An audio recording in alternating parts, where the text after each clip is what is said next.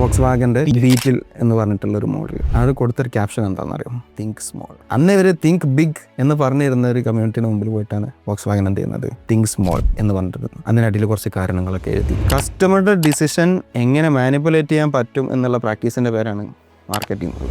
അപ്പോൾ ആദ്യമായിട്ട് ചെയ്ത പെർഫോമൻസ് മാർക്കറ്റിംഗ് പ്രൊജക്റ്റ് എന്താണ്? അതൊരു നോൺ ഡിസ്ക്ലോസബിൾ പ്രോജക്റ്റാണ്. അത് കേരളത്തിലുള്ളൊരു വലിയൊരു പുള്ളിയുടെ സംഭവമാണ്. അതിന് നമ്മൾ ചിലപ്പോൾ ഈ വേൾഡ് ട്രേഡ് സെൻറ്ററിൽ ടോയ്സിൻ്റെ സമ്മിറ്റ് അല്ലെങ്കിൽ എക്സിബിഷൻ നടക്കാറുണ്ട്. നമ്മൾ അവിടെ പോകണം.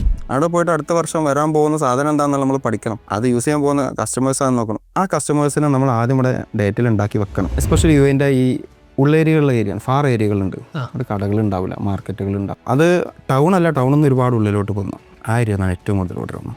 അപ്പോൾ ഞാൻ മനസ്സിലാക്കി, യെസ്, ഈ ഏരിയകളിലേക്ക് എന്തില്ല ആക്സസിബിലിറ്റി ഉള്ള ഈ പ്രൊഡക്ട്സാണ്. അവിടെ ആണ് നമ്മൾ ഇ കൊമേഴ്സിൽ ഏറ്റവും പ്രധാനപ്പെട്ടൊരു ലെസൺ ഞാൻ പഠിക്കുന്നത്, increasing AOV, average order value.